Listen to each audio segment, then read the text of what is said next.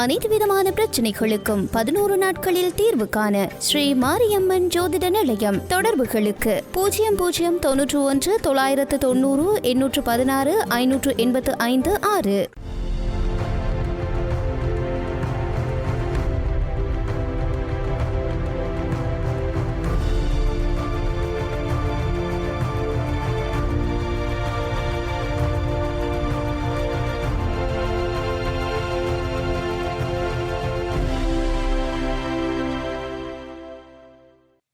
வணக்கம். இது ஐபிசி தமிழின் செய்தி வீச்சு. இன்றைய செய்தி வீச்சிலும் இலங்கை மற்றும் உலக நிலவரங்கள் காத்திருக்கின்றன. இலங்கை தீவில் புதிசு கண்ணா புதிசு பாணியில் செயற்கைக்கோள் தொழில்நுட்பத்தை பயன்படுத்தி தொலைத்தொடர்பு சேவைகளை வழங்கும் வகையில் டொனால்ட் ட்ரம்ப் ஆதரவு எலான் மஸ்கின் ஸ்டார்லிங் நிறுவனத்துக்கும் அனுமதி வழங்கப்பட்டுவிட்டது. இனி என்ன, இலங்கையின் பட்டி தொட்டி எங்கும் இதுவரை தாம் பெற்றிராத ஒரு சேவையாக செயற்கைக்கோள் தொழில்நுட்பம் ஊடான கைத்தொலைபேசி மற்றும் இணைய சேவைகளை பெற்றுக்கொள்ள முடியும். ஆனால் புதிய புதிய தொழில்நுட்பங்கள் எல்லாம் புகுந்து கொள்ளும் அதே இலங்கை தீவில் தேர்தல் என்ற ஒரு விடயம் மட்டும் வந்துவிட்டால் அரத பழசான கட்சிதாவும் விளையாட்டுகளும் அனிதாவும் விளையாட்டுகளும் நிச்சயமாகவே இடம்பெற்றுவிடும். இந்த விடயத்தில் மட்டும் இன்னும் இலங்கை தீவு முன்னேறவே இல்லை. இதனால் இந்த முறையும் இந்த அனிதாவும் ஆட்டம் தீவிரமாக இடம்பெறுகிறது. அதன் அடிப்படையில் முன்னர் அவரை ஆதரித்த இவர் இப்போது இவரை ஆதரிக்கின்றார் என்ற திணிசு பாணியிலான செய்திகள் அடிக்கடி இடம் பிடித்துக் கொள்கின்றன. அந்த வகையில் ரணில் விக்ரமசிங்கவுக்கே ஆதரவென கடந்த வாரம் கையை தூக்கிய ராஜபக்சக்களின் சொக்கமல்லி பிரேமலால் ஜெயசேகரா இப்போது நாமல் பேபிக்கே தனது ஆதரவென கையை உயர்த்துகிறார். இதேபோல சஜித் அல்லவோ இலங்கை தீவின் நேர்கொண்ட பார்வை தலைவர் என முன்னர் புகழ்வாடி அந்த அணியில் இருந்த ராஜித சேனாரத்னாவும் நேற்று முதல் ரணிலுக்கே ஆதரவு என்கிறார்.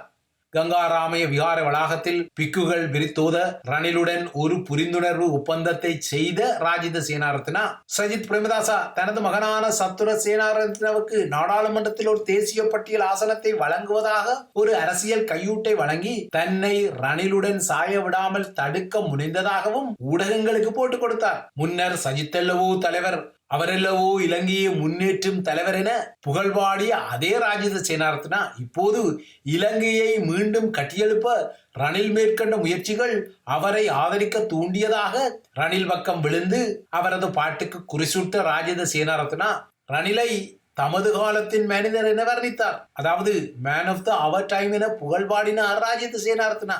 இவ்வாறு ரணில் புகழ்பாடி ராஜித புலகாங்கிதப்பட ராஜபக்ஷ அணியின் நாடாளுமன்ற உறுப்பினரான ஜகத் பிரியங்கரவோ ரணிலுக்கே ஆதரவென நேற்று அவரை நேரடியாகவே சந்தித்து செய்தி சொன்னார். இவ்வாறான தாவுதல்கள் மற்றும் கரணங்களுடன் இன்று நண்பகலுடன் தேர்தலுக்கான கட்டுப்பணம் செலுத்தும் நடவடிக்கைகள் முடிவடைந்து விட்டன. இன்று நண்பகலுக்கு முன்னர் இருந்த நிலவரப்படி இந்த தேர்தல் களத்தில் போட்டியிட 36 பேர் ஏற்கனவே கட்டுப்பணத்தை செலுத்திவிட்டனர். இவர்கள் அனைவரும் நாளை இடம்பெறக்கூடிய வேட்புமனு தாக்கலுக்குரிய தொழில்நுட்ப தயாராக்குதல்களை செய்து வருகின்றார்கள். இந்த கட்டுப்பண பட்டியலில் ஸ்ரீலங்கா ஜனநாயக சோசியலிச குடியரசின் தேர்தல் திணைக்களத்தால் அங்கீகரிக்கப்பட்ட கட்சிகளைச் சேர்ந்த 19 முகங்களும், அதேபோல தேர்தல் திணைக்களம் அங்கீகரிக்கால் விட்டாலும் அரசியல் செய்யும் கட்சியைச் சேர்ந்தவர்களும், இதற்கு அப்பால் 16 சுயேட்சை முகங்களும் இடம் பிடித்துள்ளன. இன்று இறுதி நேரத்தில் யாராவது கட்டுப்பணத்தை கட்டியிருந்தால் இந்த பட்டியல் இன்னும் அனுமார் வால் போல நீளக்கூடும். ஆனால் நாளைய வேட்புமனு தாக்கலின் போது இடம்பெறக்கூடிய பின்வாங்கல்கள், சறுக்கல்கள் மற்றும் வேட்புமனு நிராகரிப்புகள் போன்ற சாத்தியப்பாடுகளை கூட்டி கழித்து நோக்கினால் அடுத்த மாதம் 21ஆம் தேதி அன்று இடம்பெறக்கூடிய தேர்தலுக்கான வாக்குச்சீட்டில் 36 வேட்பாளர்கள் இடம் பிடிக்க முடியாமல் போனாலும் நிச்சயமாக 30 பேருக்கு மேல் இடம் பிடிப்பார்கள். இதனால் தேர்தல் திணைக்களத்துக்கும் செலவீனம் எகிரும் என்பதும் புரிதலுக்குரியது.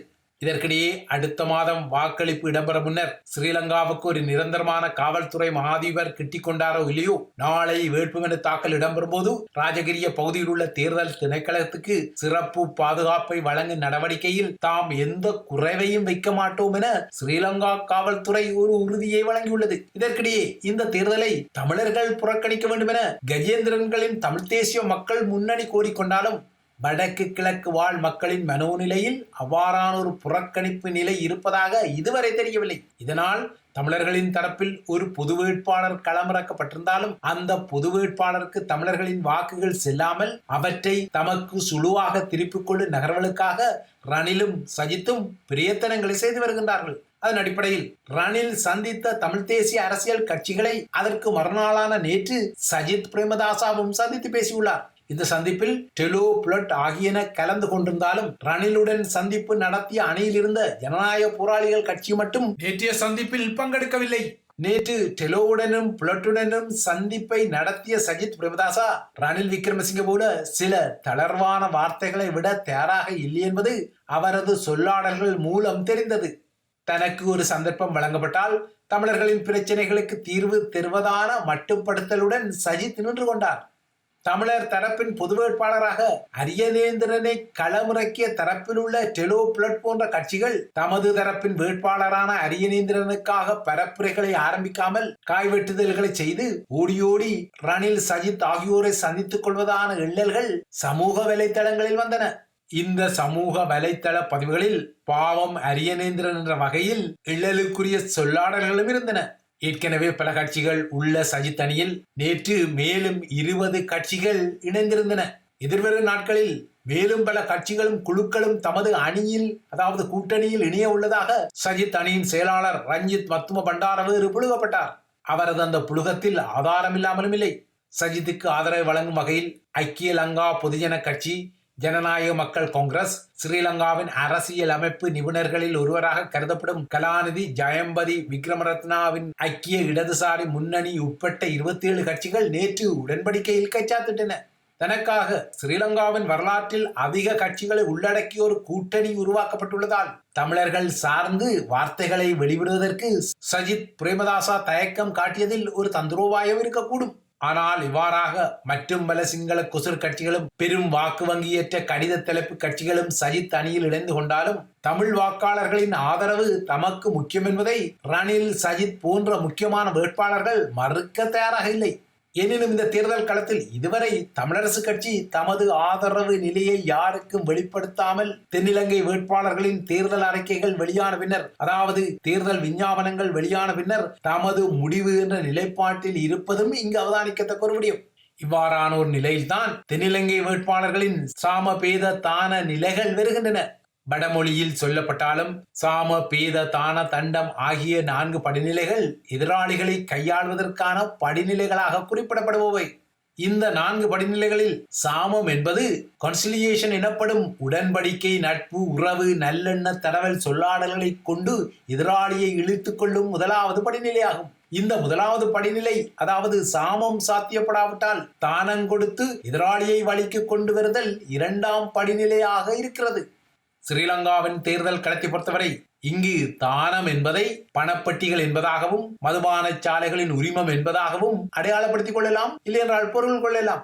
இந்த 2வது படிநிலையான தானமும் சரிவராவிட்டால் 3வது படிநிலையான பேதத்துக்கு வேலை வரக்கூடும். இந்த பேத நிலையானது டிவைட் அண்ட் ரூல் எனப்படும் பிரித்தாளும் கொள்கைகளுடன் தொடர்புடைய ஒரு தந்திரம். குருஷேத்திர களத்தில் சல்லியன் என்ற மன்னன் தனது படையுடன் பாண்டவர் அணியுடன் இணைய சென்றபோது துரியோதனன் அணி வழியிலேயே தமது விருந்தோம்பல் தந்திரத்தால் சல்லியனின் மனதை கவர்ந்து தமது அணியில் இணைத்துக் கொண்டமை இந்த தந்திரோபாயத்துக்கு ஒரு முக்கியமான உதாரணமாக இன்றும் இருக்கிறது. இலங்கையின் அரசியல் களத்தில் இந்த பேத தந்திரோபாயத்துக்கு ரணில் என்ற அடையாளம் மிக பிரசித்தமானது என்பது உலகறிந்த ஒரு விடயம். இறுதி படிநிலையான தண்டம் எனப்படும் தண்டனை முறைக்கு இந்த தேர்தல் களத்தில் பகிரங்க இடத்துக்கு இடமில்லாவிட்டாலும் முன்னைய ராஜபக்சர்களின் ஆட்சி காலத்தில் தேர்தல் காலங்களின் போது இந்த தண்டம் எனப்படும் தண்டனை முறைக்கு இல்லையென்றால் விரட்டி தமக்குரிய ஆதரவை பெறும் ஒரு வழிமுறைக்கு இடமிருந்ததையும் மறுத்துக் கொள்ள முடியாது.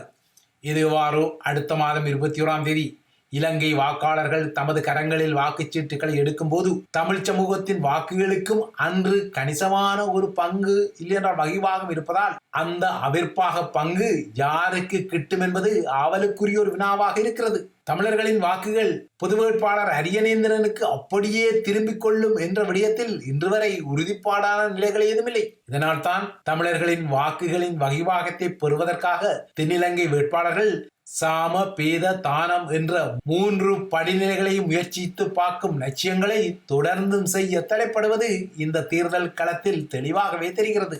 இவை இலங்கையை மையப்படுத்திய நிலவரங்கள். அடுத்து உலக நிலவரங்களை நோக்கிக் கொண்டால், ஜப்பானிய பிரதமர் ஃபுமியோ கிஷிடா தன் மீதான அரசியல் முறைகேட்டு குற்றச்சாட்டுகளை அடுத்து கட்சி தலைமை பொறுப்பு மற்றும் பிரதமர் பொறுப்பிலிருந்து அடுத்த மாதம் விலகவுள்ளதாக இன்று அறிவித்த செய்திகள் உலக ஊடகங்களில் முன்னிலை செய்திகளாக இருந்தாலும், இந்த செய்தியை விட ரஷ்யா மீதான உக்ரைனின் படைய நடவடிக்கை குறித்த செய்தியே இன்றும் உலக செய்திகளின் முன்னரங்கில் துருத்திக் கொண்டு நிற்கிறது. ரஷ்ய பிராந்தியமான பெல்கோரட் மீது உக்ரைனிய படையினர் நடத்தி வரும் குண்டுவீச்சுகளால் இன்று அந்த பிராந்தியத்தில் அவசரகால நிலை அறிவிக்கப்பட்டுள்ளது.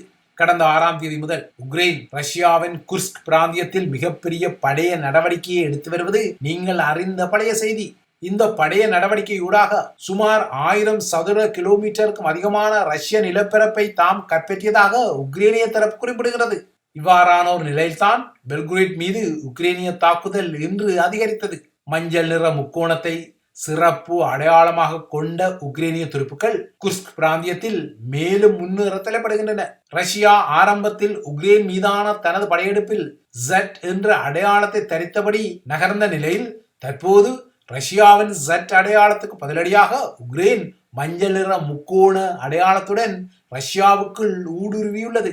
தற்போது உக்ரைனிய படையினரின் குர்ஸ்க் பிராந்திய முன்னேற்றத்தை தடுப்பதற்காக ரஷ்ய துருப்புக்கள் தற்போது அந்த பிராந்தியத்துக்கு நகர்த்தப்பட்டு வருவதால் உக்ரைன் இனிமேல் ரஷ்யாவுக்குள் மேலும் முன்னேறுவது கடினம் என்று ஒரு கருத்தியல் உருவாக்கப்பட்டுள்ளது. அதேபோல ரஷ்ய துருப்புக்கள் குர்ஸ்க் பிராந்தியத்துக்குள் நிலை கொண்ட பின்னர் உக்ரைன் இதுவரை தாம் கைப்பற்றிய நிலப்பரப்பை தக்க வைத்திருப்பதும் சாத்தியமில்லை என உலகின் ராணுவ ஆய்வாளர்கள் குறிப்பிடுகின்றனர். எனினும் ரஷ்யாவில் உக்ரைனிய கட்டுப்பாட்டில் தற்போது உள்ள 28 கிராமங்களிலிருந்து ஏறக்குறைய 2 லட்சத்துக்கும் மேற்பட்ட ரஷ்யர்கள் தமது சொந்த வதிவிடங்களை விட்டு வெளியேறிவிட்டனர். ரஷ்யாவின் தகவல் தொடர்பு மற்றும் அதன் கண்காணிப்பு வழிமுறைகளை லேசாக உணர்த்து தாங்கள் பெரும் எதிர்ப்புகள் இன்றி ரஷ்யாவுக்குள் நுழைந்ததாக உக்ரைனிய ராணுவ தரப்புகள் குறிப்பிடுகின்றன. ஆனால் உண்மையில் உக்ரைனிய ராணுவ தளபதி கூறுவது போல சுமார் 1000 கிலோமீட்டர் ரஷ்ய பிரதேசம் கைப்பற்றப்பட்டதா என்பதில் ஒரு சில ஐயங்கள் இருக்கத்தான் செய்கின்றன. ரஷ்யா நியாயமான ஒரு அமைதியை ஏற்றுக்கொண்டால் ரஷ்யாவுக்குள் தாம் நடத்தி வரும் தாக்குதல்கள் நிறுத்தப்படும் என உக்ரைன் நேற்று அறிவித்தது. அத்துடன் ரஷ்யா மீதான தமது தாக்குதல் நடவடிக்கை சட்டபூர்வமானது எனவும் அது வாதிட்டது. இந்த நிலையில் குர்ஸ்க் பிராந்தியத்தில் உக்ரைனின் புதிய தாக்குதல் முயற்சிகளை தடுத்து நிறுத்தியதாக ரஷ்ய பாதுகாப்பு அமைச்சகம் நேற்று அறிவித்தது. 2ஆம் உலக போருக்கு பின்னர் முதன்முறையாக வெளிநாட்டு துருப்புக்கள் ரஷ்யாவின் எல்லைக்குள் நுழைந்துள்ளமை அதன் அரசு தலைவர் விளாடிமிர் புட்டினுக்கு பெரிய அவமானத்தை உருவாக்கியுள்ளது. கடந்த வருடம் தனியார் ராணுவமான வாக்னர் குழு விளாடிமிர் புட்டினின் அதிகாரத்துக்கு எதிரான கிளர்ச்சியை நடத்திய பின்னர் புட்டினுக்கு ஏற்பட்ட 2வது பெரிய அவமானமாக உக்ரைனின் இந்த ஊடுருவல் பதிவாகியுள்ளது. இவைதான் ஐபிசி தமிழின் செய்தி வீச்சு. தொடர்ந்தும் ஐபிசி தமிழுடன் இணைந்திருங்கள்.